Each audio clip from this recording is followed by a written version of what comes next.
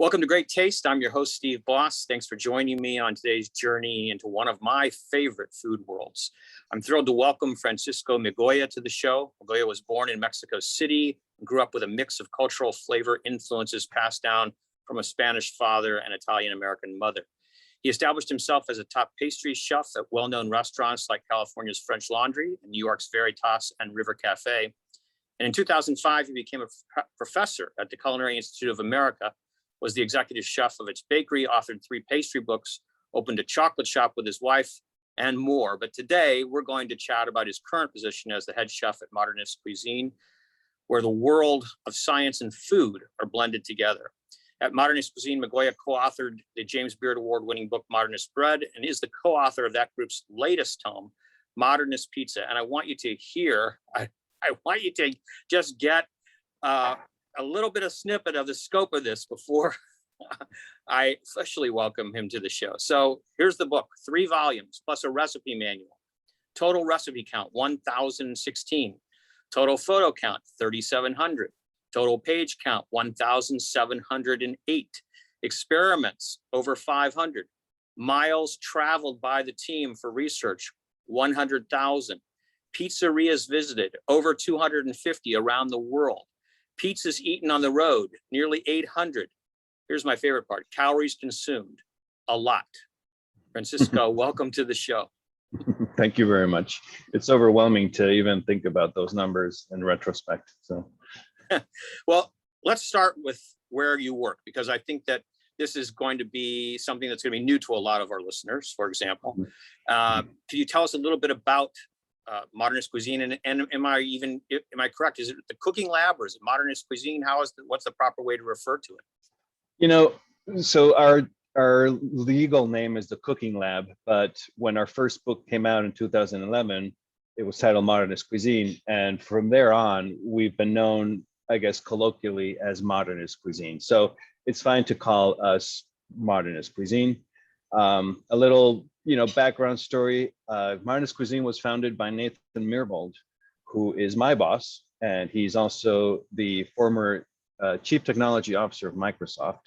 And after working there for many years, he eventually opened his own company called Intellectual Ventures.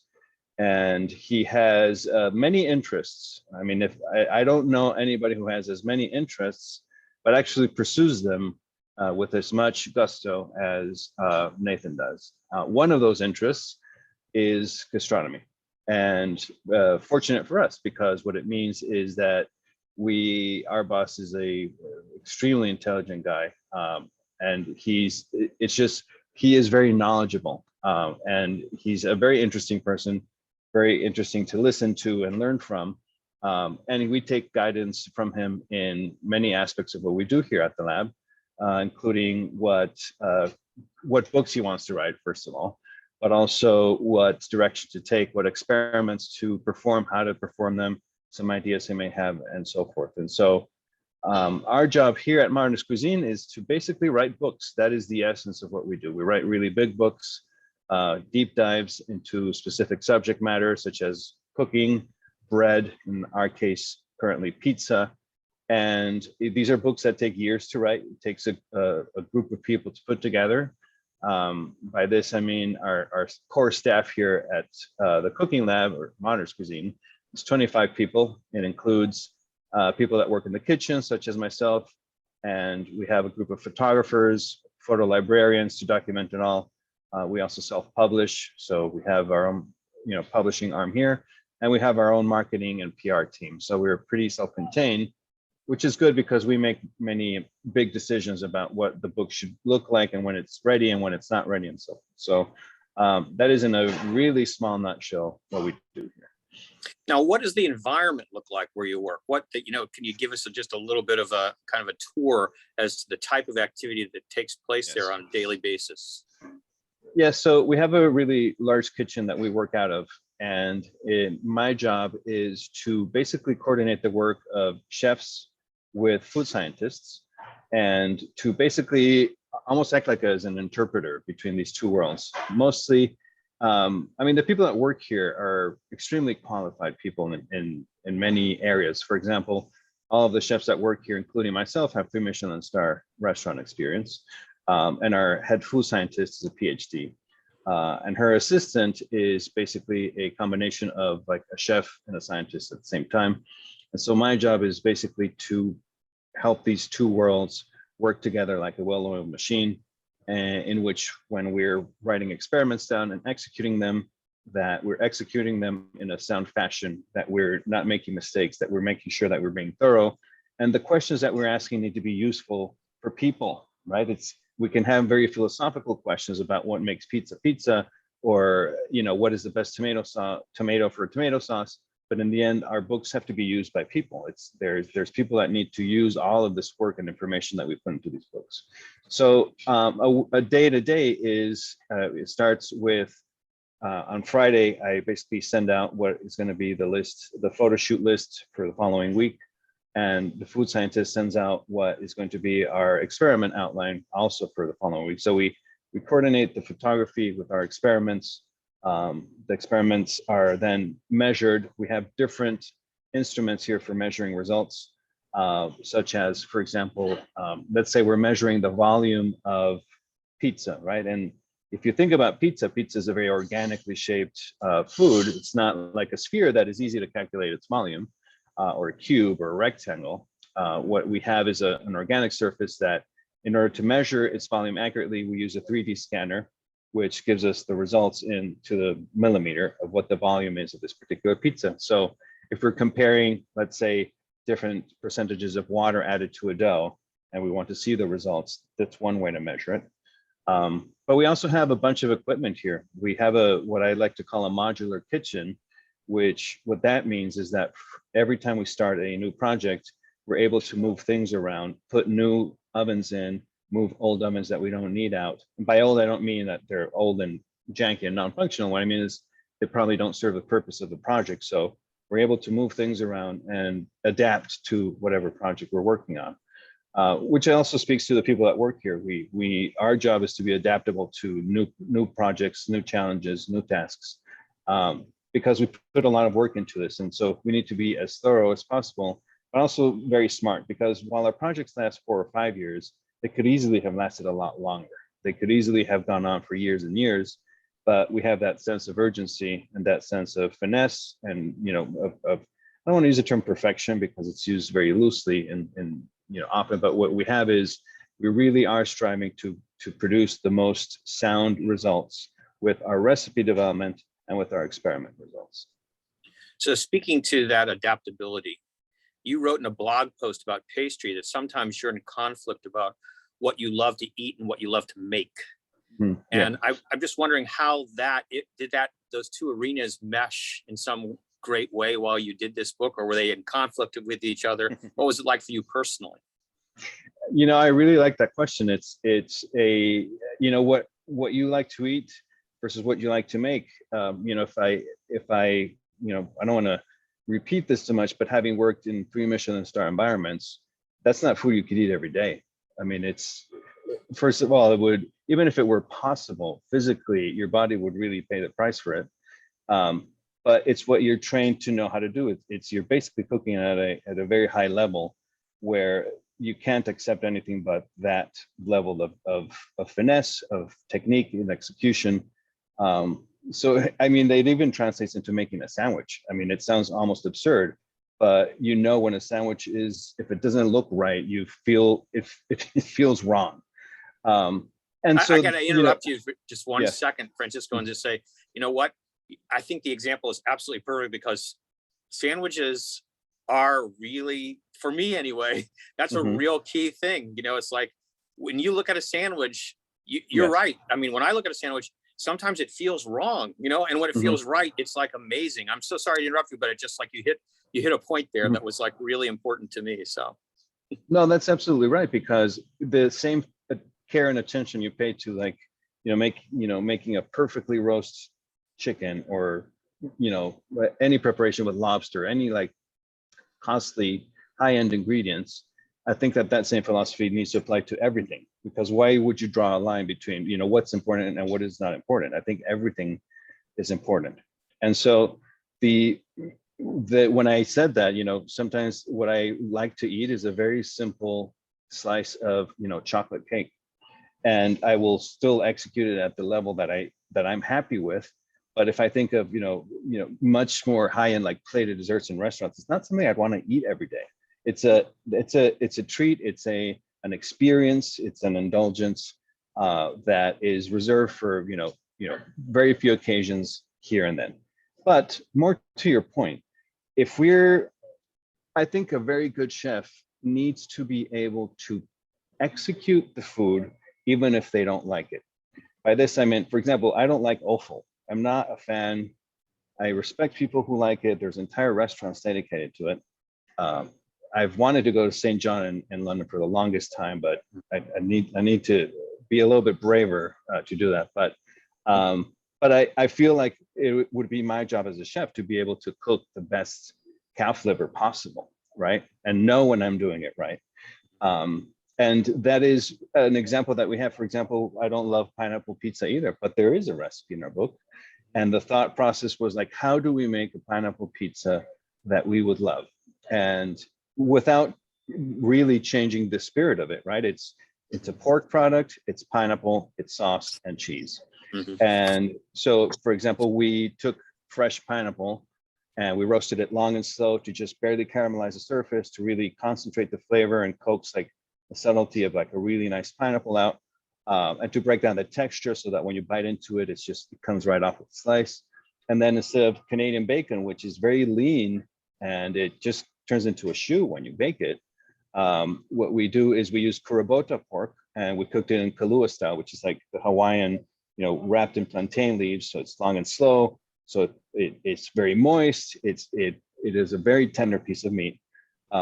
And those are the flavors of Hawaiian pizza, right? When you go to a pizzeria, it's typically canned pineapple, which to me is like putting candy on a pizza.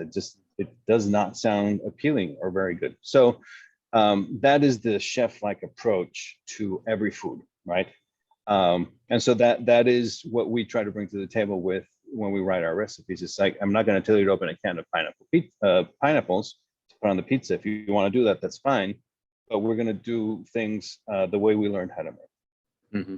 And I think that's really summed up in a quote from the book where you write, to us, the key to making a great recipe is to ask ourselves the question, what is the difference that makes a difference, either in the ingredients or technique? And that's what you just described to us.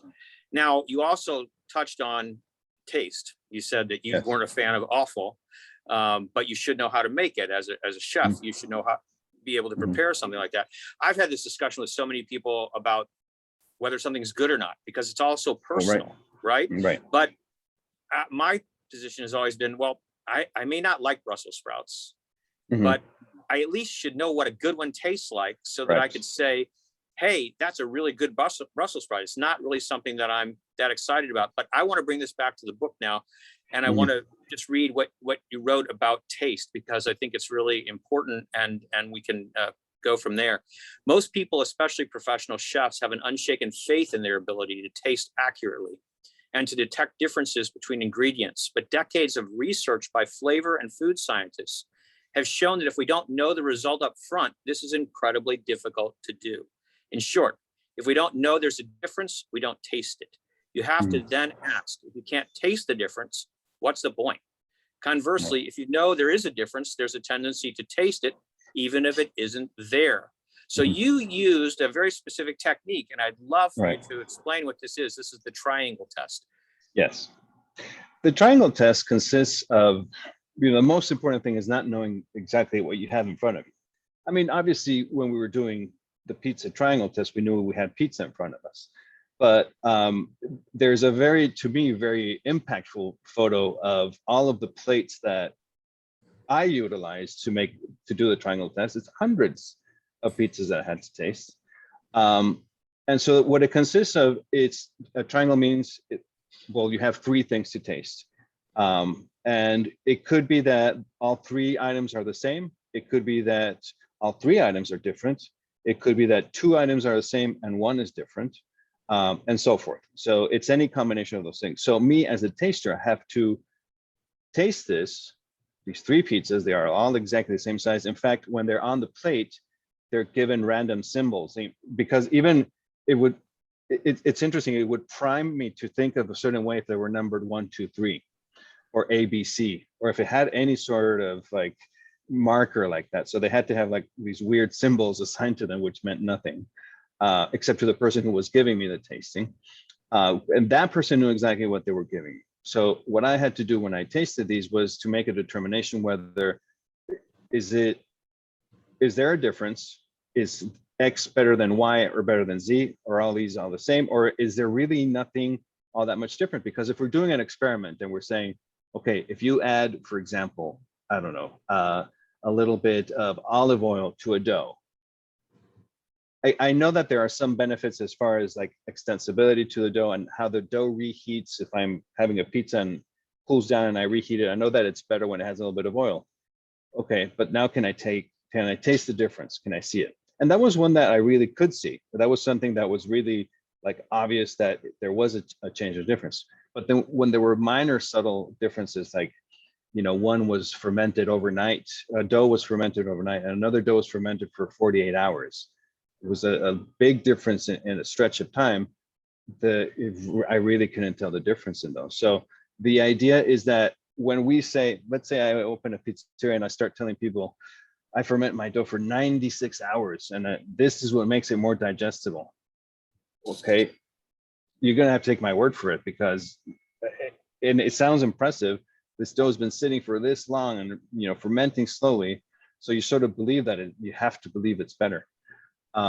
Where the difference between a 96-hour dough and a 48 and a 12-hour dough was marginal, if at all detectable. So these are the things that are important to point out, because it's one of those things about pizza and food in general. Certain claims we make and certain things that we say that, you know, we feel that are make or break a particular style of pizza or the quality of a particular pizza, and it doesn't always hold true. Did you yourself have any personal preconceptions when you started this particular project? You know, that, oh, the best pizzas are in Naples, or, you know, whatever they might have been? I had a little bit less, only because I had some when we started our bread book, you know, 8 years ago.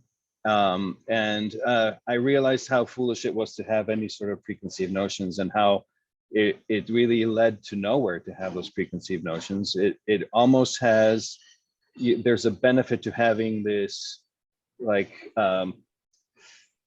when you're new at something completely, you're more able to absorb things and more able to learn things. And if you already have these prejudices about how pizza is supposed to be made, you're gonna maybe not pay attention to the things you should be paying attention to. And that is in detriment to the project and to the knowledge in general. Mm-hmm. Like, knowing too much is in detriment. Like I hope it makes sense, because there are many things about knowing too much that keep you from keeping your eyes open and really trying to absorb the whole thing. Mm-hmm.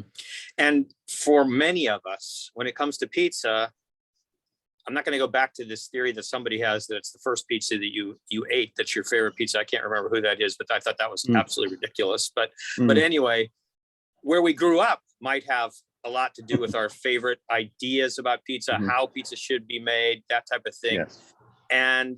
But as you write, pizza styles are a bit like dog breeds. A Great Dane and a Chihuahua are both in the same genus, Canis, even though there are substantial differences in their size, head shape, and fur length. And maybe you could talk a little bit about some of the different styles that exist, because I know that, you know, most of us who love pizza are familiar with some styles, but there are so many styles all over the world. Right. And some pseudo styles and some styles that are really not styles, right? I mean, I think that we spent a good amount of real estate in our book explaining what a style is and what a style isn't. You know, if I simply change the shape of a pizza, is that a style or not? And for the most part, doing simple changes like that doesn't really make it a style in and of itself. But some that are glaring or like obvious styles are Neapolitan, obviously, mostly because that's where all pizzas come from. New York style, absolutely an identifiable type of pizza. We have Chicago deep dish, which a lot of people will say, well, that's not pizza. And you know, it is. It's a pizza because the people of Chicago feel that it's a pizza. And in a sense, we could not have avoided having that pizza in our book. And then in many parts of the world, you're going to have a version of thin crust pizza, whether some people call it tavern pizza or bar pizza or Chicago thin crust. But we also found thin crust in Sao Paulo. So obviously, there really is a marginal distinction between recipes between one and the other. So as a group of a style of pizza, thin crust is another distinctive style that can have many cousins that are related to it. But it's thin crust is a style in and of itself with different names. Detroit is definitely a style. I mean, that is something that you look at it and it's got the same ingredients as a Neapolitan, but it couldn't be more different than a Neapolitan pizza. It's baked in the pan. It's got the crispy cheese crust. It's rectangular. It's thick. Typically, a sauce goes on top, and it's a little bit thicker. And so that is definitely a style. We identified another style that you could say comes from California style, but it's not just made in California. It's made in many different parts of the country and the world. We decided to call it artisan style, mostly because it's a bit of an open-ended term, but it's a style that you would see like with Nancy Silverton at Osteria Mozza. You would see it with Wolfgang Puck, even his particular pizza, which people call California style. It really falls into this umbrella of artisan style. Chris Bianco in Phoenix, fantastic. One of my top 5 pizzas is Chris Bianco's. Raza in New Jersey is another example of this. And what do I mean when I say artisan pizza is that it's a dough that has possibly a little bit more water in it than New York style, so it's bubblier.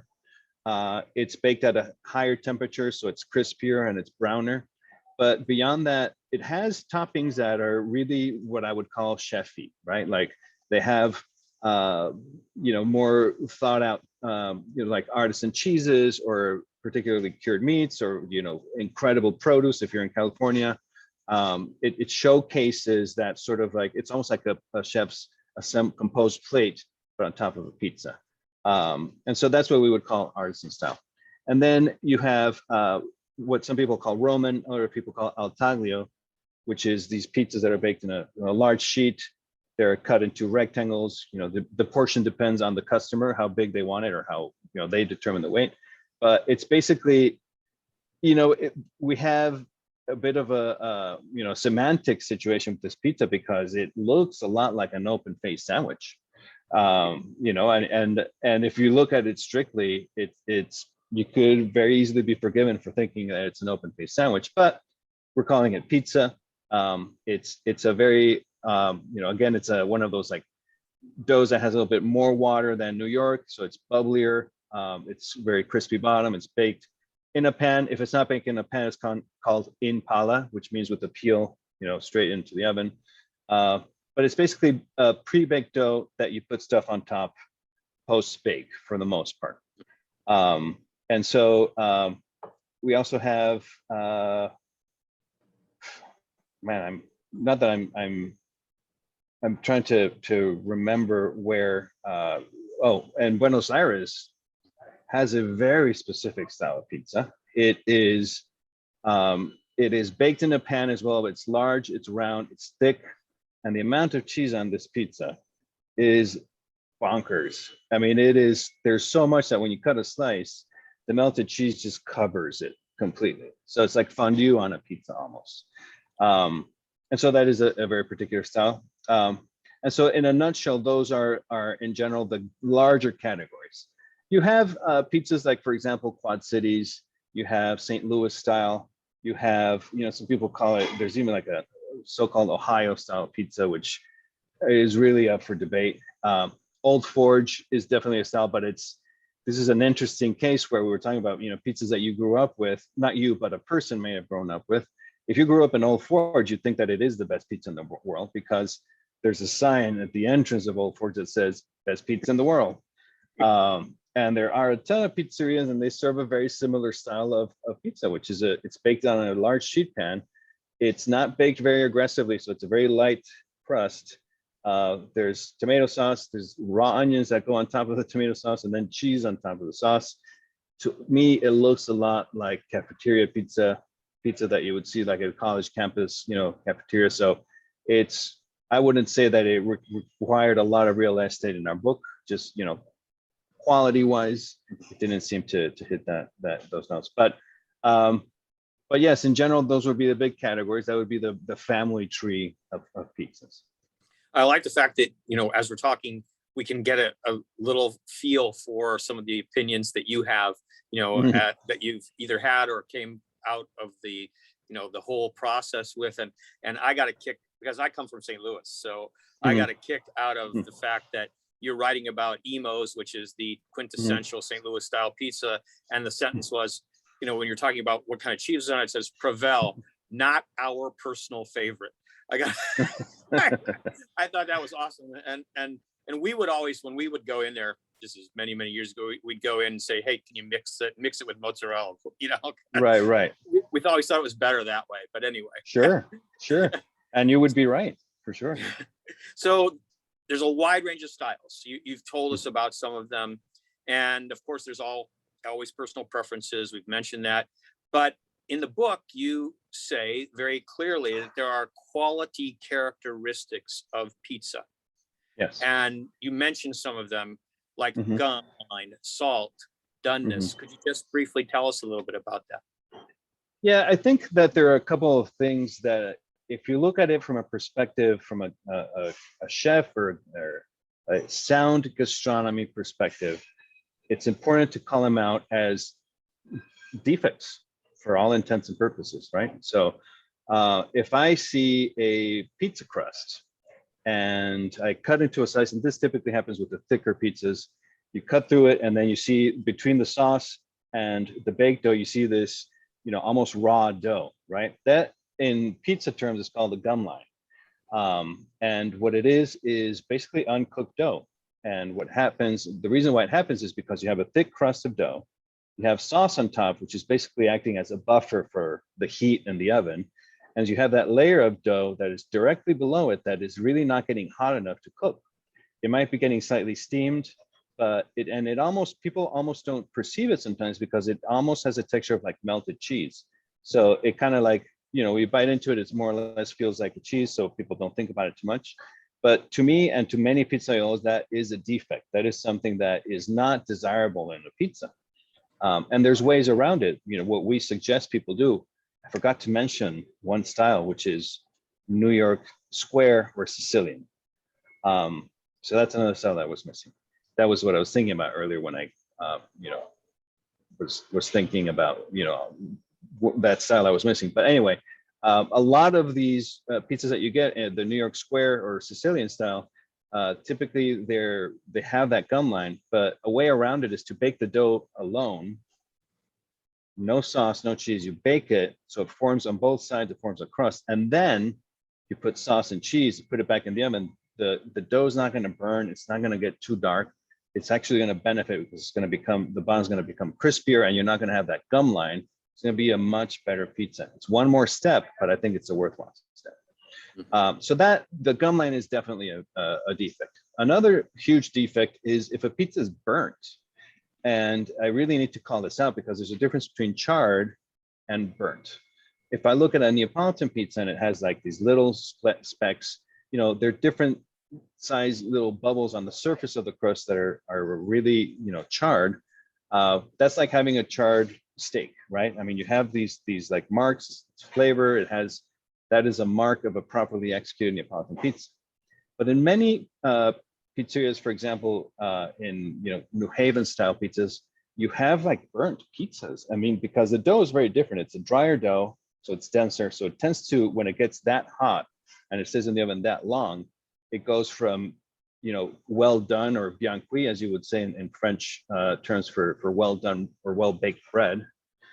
With pizza, if it's black and if it's larger than a small fleck, that to me is burnt. And interestingly, there's a bit of a stubbornness for saying, no, that's how pizza's supposed to be.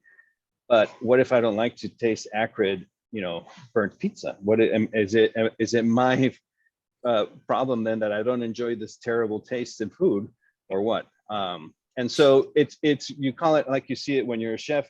If it's black and the majority of it is like that color, that's burnt pizza. So that is definitely a defect that is easily prevented by just not baking it that long. Salt too, we noticed a very interesting, because we spoke to dozens upon dozens of pizzaiolos. A pizzaiolo is a person who makes pizza, for those who are new to the term. It's an Italian term for a man or woman who makes pizza, right? And they make the dough, they cook it, et cetera, et cetera. That's the term. And so in some places, what we noticed was very interesting was that there was a huge disparity on how much salt should go into the dough.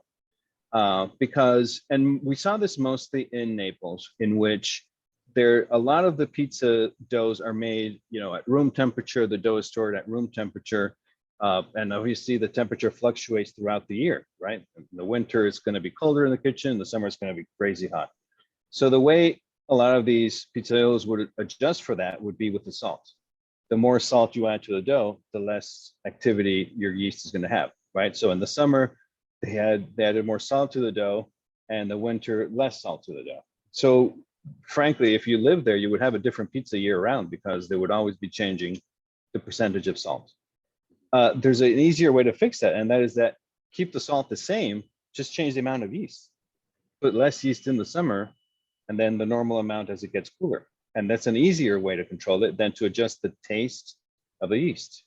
And so we saw in some places, like an average of salt that you would add to a dough is 2%. And by 2%, I mean in comparison to the weight of the flour. So for every 100 grams of flour, you have 2 grams of salt. Some places we're doing 3%, 3.5%, like super high. Where in some places, and I'm going to call out New Haven again, it was 0 salt to like a pinch of salt. So that is an extreme, but is also not very delicious to eat. It's like eating cotton, right? I mean, I feel like it's something that if we can all like agree that 2% that's what bakers do. Most breads are 2%. That's it. Same thing should go for pizza. You do 2%, and if you want to adjust, if you don't have a way to temperature control, then adjust by adjusting the amount of yeast. And then you're going to have a consistently tasting pizza throughout the year.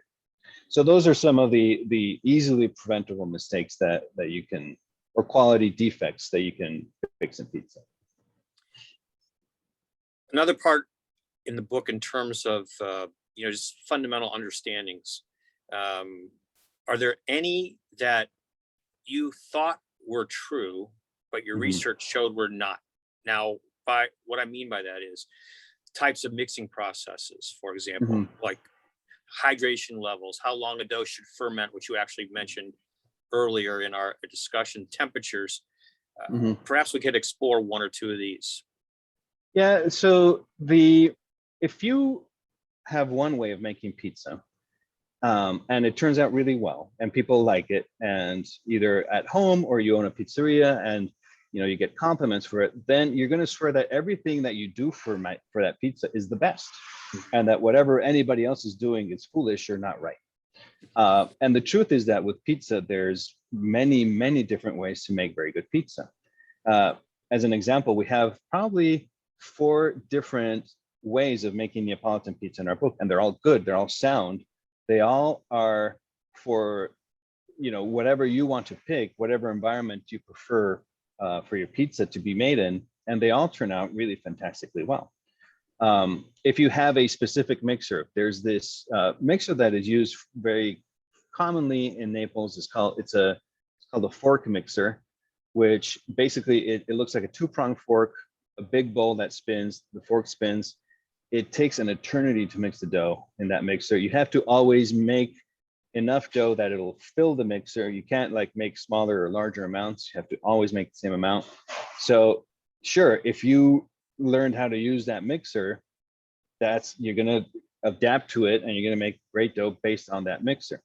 And it's the same way that if you only had a unicycle, you'd learn how to use a unicycle, and you say that it's better than a bicycle. Although frankly, a bicycle is way easier. Which brings me to ovens, and the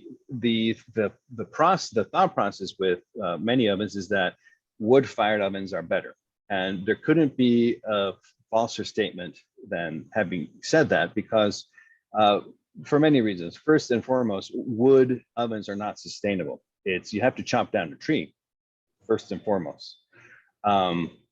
And this thought that, you know, wood-fired pizza, like it makes the food more flavorful, it might be true for a pork shoulder that you're smoking for 6 hours, but a pizza that's going in an oven for 60 seconds, it's no way it's going to take on the flavor of pizza. I mean, there's just absolutely no way. Furthermore, if you look, we actually took pictures of this. The pizza, when it bakes inside the oven and there's the fire is burning, the layer of smoke is a good 6 inches above the pizza, so it doesn't even touch it. Well, there's no real way of the smoke transmitting its flavor to the pizza. But one might think, but every time I go into a pizzeria and it's a wood fire oven, it just smells so good in there. And that's because what you're experiencing when you eat the pizza is not necessarily what's coming off the pizza, it's what's in your environment. So there's the context and there's the environment in which you're eating this pizza.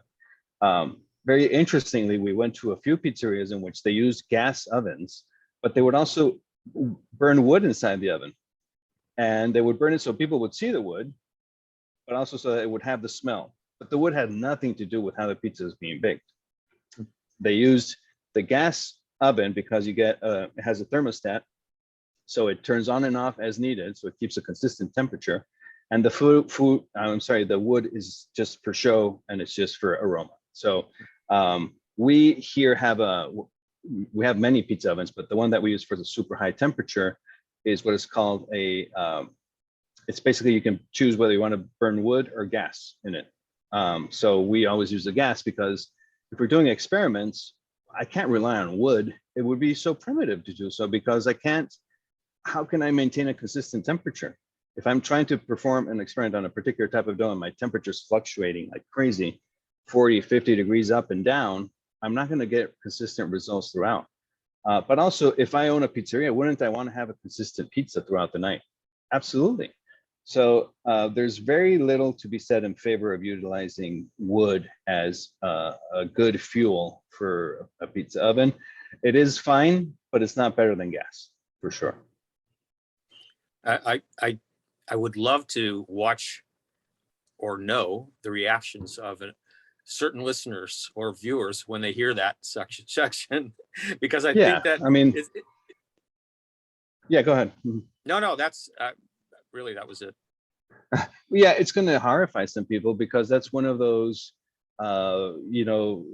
things that we sort of seem to believe about, that wood fire is better for flavoring food. And it's just, if we're talking about a long smoke product, sure. But if we're talking about a 60 seconds in a ripping hot oven, it's not gonna, it doesn't work like that. Mm-hmm.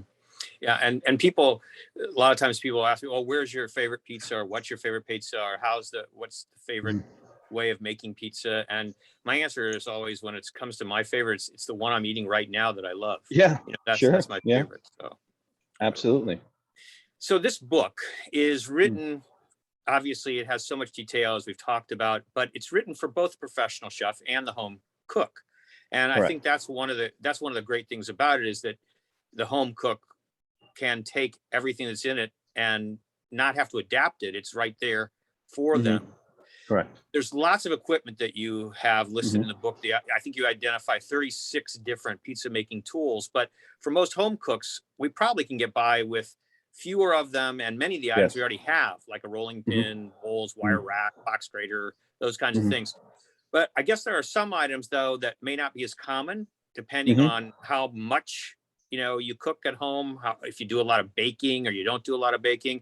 So is it fair to say that there are some items that make the process much easier, and any home cook who wants to make pizza should consider these as indispensable? For example, like a scale, for example, or whatever. I'm going to give you three, because I think those three are the key to going from good to great pizza. The first is a scale. I think weighing your ingredients is, it's almost as hard to convince somebody who's used volume all their life to switch to scale as it is for somebody who thinks that wood works best in a wood-fired oven that there's nothing like it and that gas is just not as good. But I can try, right? A scale is going to give you precision, which maybe it doesn't matter tremendously when you're talking about the amount of flour, even though every time you measure a scoop of flour, I guarantee it's going to be a different weight. I promise you, no matter what you do, it'll vary by 5, 10, 15 grams each time you scoop 1 cup of flour. But where it really matters is with salt and yeast, which are your two, like, they're small ingredients. If you're measuring them in a little tiny measuring spoon, sometimes you need so little that even the 1/8 of a teaspoon is too big for it. If I'm doing a pre-ferment that's called a pouliche, it utilizes a 1/16 of what would be a teaspoon. And so those are very hard ingredients to measure small quantities with precision. So I would say get a scale, and then get a thermometer too. And I would recommend getting, there's a different kind, couple different, you can get a probe thermometer, which is good. And you can get also, I really like an infrared thermometer, which are the ones that I would use with my oven to determine whether it's hot enough inside. I don't usually trust what it says on the outside. I trust more what's happening inside the oven. That really gives you all the information you need. But the third piece of equipment I would highly recommend is a baking steel, or at least a cast iron baking surface to bake your pizzas on. A baking stone is just not very good. It's fine, it's better than nothing, I suppose. But a baking steel is 3/8 of an inch of steel. And it really is a way to be able to replicate very closely professional pizza in your oven. Not Neapolitan, if that's what you're looking for, because Neapolitan is very much a high temperature oven, and you need that. You need an oven that's going to provide you with that temperature. Your home oven will never be able to do that. But in a home oven, if I have a baking steel, I like to keep mine. I actually leave mine in my oven all the time, because I don't use it just for pizzas. If I'm roasting vegetables and I put that pan on the baking steel, my vegetables are going to roast faster. And so it just lives there. And it lives there too because it's pretty heavy. And I think I'm too lazy to be moving it in and out or waiting for it to cool down to pull it out. So just leave it in there. And it's all of my cooking has benefited from that, but especially pizzas, because I keep it about 4 inches from the broiler. Why do I keep it that high? Because your oven's going to be hotter on top than it is in the middle, and more so than it is at the bottom. And so I keep it close to 4 inches from the top. So my pizzas are going to bake always with a nice puffy crust. They're going to have a crispy base. The cheese is going to melt beautifully. And it's all thanks to that piece of equipment. It's not the cheapest. I think it's about $90. But it's a piece of equipment that's multi-purpose, right? It's gonna be something I use for more than pizzas. And so that is those three things: the scale, thermometer, and a baking steel are really going to up your pizza game. Now, there's other ways of cooking pizza in your home. There's other pieces of equipment that we've looked into and tested. There's a lot of different brands for outdoor cooking, really high temperature ovens. So that's really one of the ways where you could get Neapolitan style pizza in your home, which is these they're the unis, the rock boxes, and so forth, that can get really hot. And so, but the problem you have is that it's not a problem, but it's an outdoors thing. You don't want to turn those on inside your house. It's a bigger problem if you live in the Pacific Northwest where it rains, 6 months out of the year. Baking pizza outside gets a little bit more challenging in that case. But there's other, there's a countertop appliance that I really like. It's Breville makes. It's their pizza oven. It's really good for making different styles of pizza. It's limited by its size, meaning you can only make, a 12-inch, 13-inch maximum pizza in there. It is just for pizza, right? So if somebody's living in New York City, typically apartments there are tiny, and if you have a countertop model like this, it probably occupies half your countertop space. So it's something for, if you have a larger kitchen and you have space to put it in, it's great for indoors. It's an indoor appliance that can make really good pizzas, again, with certain limitations. So we've tested all of these things in order to help people make better pizza at home. I think there's some hesitancy, maybe not after, this pandemic, where a lot of people started making bread at home and they got a little bit bolder with, what things they can and cannot do. A lot of people are making bread. I think more people will be making pizzas at home. I think that it's as easy as it is to order a pizza or to go buy bread. There is a pleasure to making your own pizza and making your own bread. Mm-hmm. So there's more than one way to make very good dough.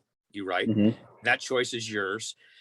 There are a couple of things I'd like to talk about, if you don't mind, during just about Mm-hmm. making the dough. And that is that I was fascinated by the Vanover method that you described, because it seems Mm-hmm. so approachable for home Mm-hmm. bakers and cooks. Could you talk a little bit about that? Yeah, so the Vanover method is an invention, and I forget his first name, but the man's last name is Vanover. And his method consists in basically putting all of your ingredients inside a food processor, your water, salt, yeast, and flour, and then you turn it on, and in 45 seconds to a minute, you have a fully developed dough. Which imagine, think of the time saving with that, right? Again, there's pros and cons with everything.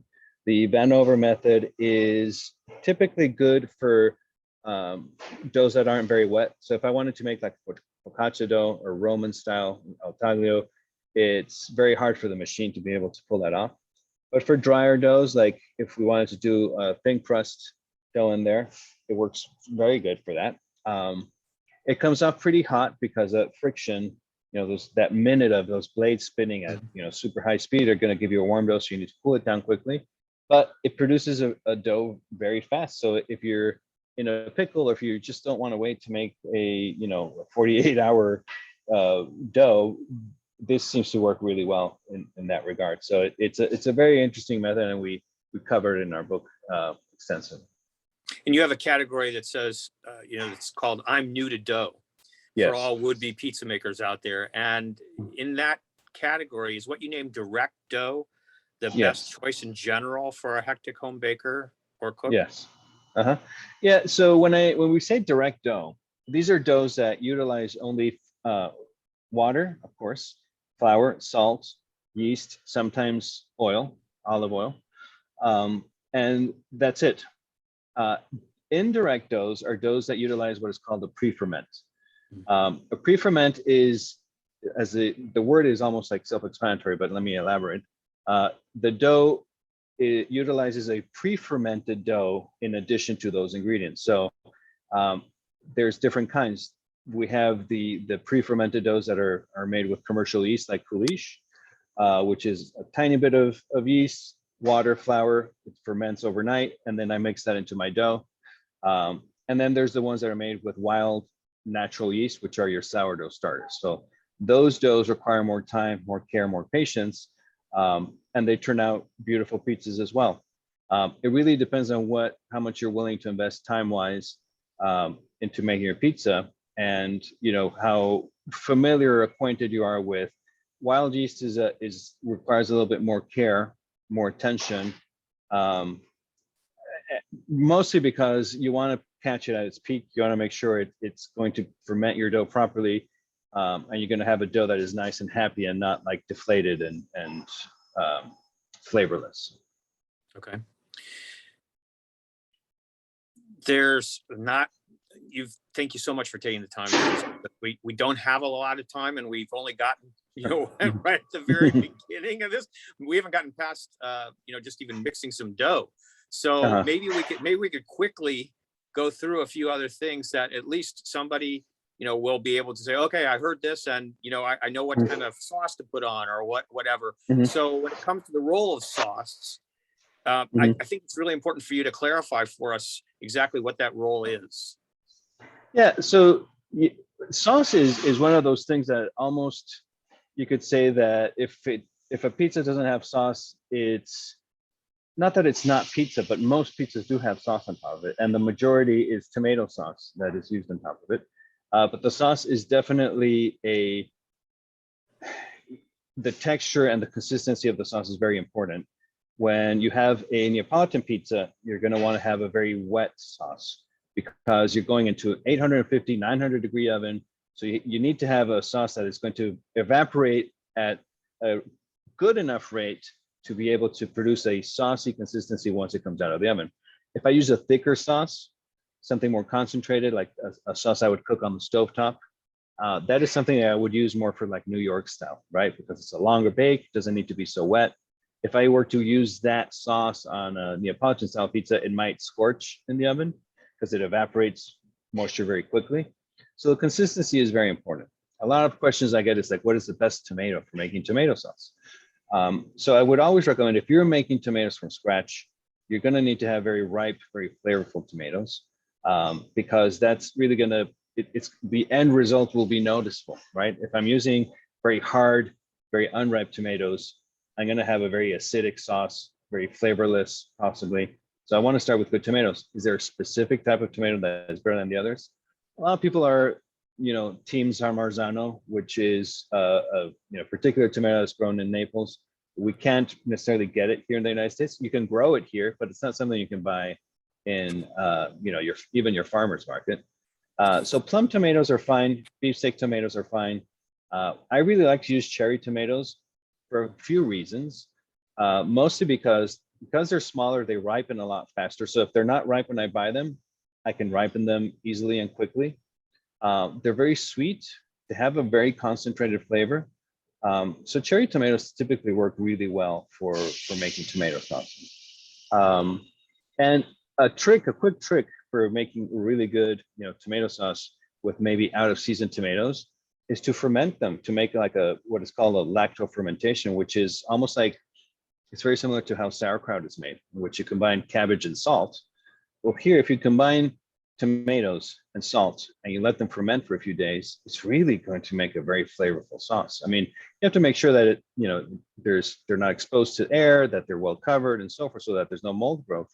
But when you get bacteria working on things, you're going to get very flavorful results. So we have a recipe for making a really good, very tasty lacto fermented tomato sauce that you can use tomatoes at any time of the year with. So alternatively, there's very good brands out there. I mean, it's not out of the question to use a reputable tomato sauce on top of your pizza. In fact, in Naples, nobody uses fresh tomatoes. Everybody uses canned tomatoes. They're canned Sarmazzano tomatoes, but they're canned tomatoes nonetheless. So whatever our perceptions are on canned food, whether it's good or bad, I think that it's also important to note that it's used by the best pizzaiolos in Naples. They use canned tomatoes. They basically, you open the can, pass the tomatoes through a food mill or some hand crush it, add salt, and that's the sauce. That's it.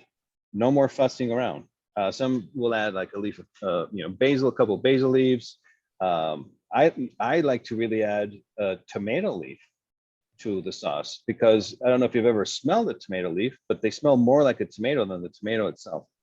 And so just putting a couple of fresh tomato leaves inside your sauce, extremely flavorful. And it's a good standing for using basil. It's a good way to utilize the leaves. Just make sure you wash them first, but it's more tomatoey to me than the actual tomatoes. So a few tricks here and there to coax the flavors out of tomatoes. All right. This particular discussion now about toppings, what you mentioned as far as pizzerias, I think can help us at home for sure. And that the conclusion that you have in the book is that we noticed that careful attention to toppings is often the difference that makes one pizzeria better than others. Certainly dough and sauce and cheese matter, but toppings can make or break an otherwise great pizza. So help us out at home with that. Yeah. So for example, I think that there's different kinds of cheese that you can put on top of your pizza. They're different consistencies, so they'll melt differently. So whether you're looking for something that's going to have cheese pull or just melt, if you decide that you want to make a better pizza, I would really make sure that I got them from a higher end. Maybe spend a little bit more than I usually would, because how it melts and how it tastes is going to make a difference. There's string mozzarella, the part skim mozzarella that the better quality ones are going to have like a bit of a buttery taste. They're going to brown nice and golden, or the cheaper ones tend to be wetter because they have other fillers and stuff. They don't brown very well, and so it does make a little bit of a difference. What kind of pepperoni are you going to use on top of your pizza as well? I really like what is called a cupping pepperoni, which is a pepperoni that when it bakes, it curls up like a little cup. And so basically the fat, like there's this puddle of fat inside each little cup of pepperoni. It's just so delicious. It's not great for your, I guess, if you're trying to watch your weight, but it's just delicious because it's crispy and it's like every cup has this like delicious little puddle of pepperoni fat. But even, you know what, if there's other things that you think to put on top of your pizza, I think that we're probably like dozens of recipes for different toppings, but what's in season is typically going to be better. You know, when that comes to mind, we have a mushroom pizza in which, you know, it's all seasonal mushrooms that are minimally treated. They're basically just sauteed with a little bit of olive oil with Comté cheese. And Comté cheese is just a wonderful, wonderful cheese. It's in the family of like Gruyere cheeses. Just when it melts and with the mushrooms and then just like slightly shaved truffles on top of that, it's just a whole different experience. We have another pizza that's called Spring Has Sprung. And so, you know, obviously here we have spring, different spring vegetables. We have asparagus on top of it, morel mushrooms. And then in the center, we have like a slightly, very lightly poached egg, which acts like a sauce, kind of. Just delicious classic combinations that go really well on top of pizza. And thinking in those terms, right? Things that are in season, they typically go well together.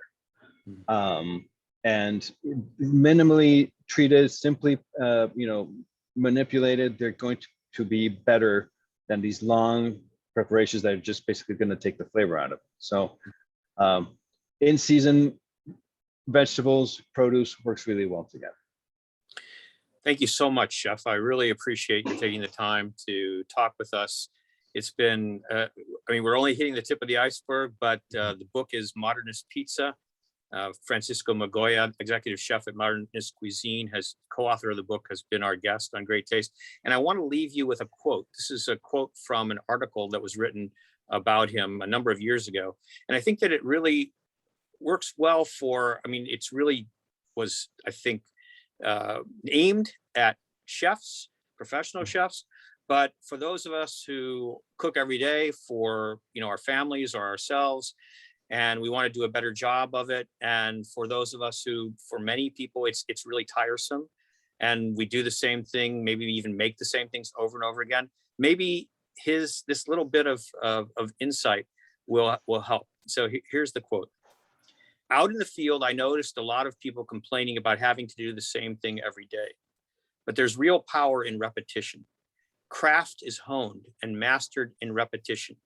If you learn to love repetition, not merely to tolerate it, you'll succeed in this profession. I'll just say you'll succeed as a great home cook too. So this is true. This is absolutely true. It's, with pizza, if you have, the more practice you get, the more you do it, the better you're gonna get it. Even if it's bad, it's gonna be good because it's melted cheese, it's baked dough, and tomato sauce. How bad can it be? But you can only, go up from there, and practice is good. For sure. Thank you so much. Really appreciate it. This has been Great Taste. I'm your host, Steve Boss. Leave you with 3 little words: eat with joy. Thank you.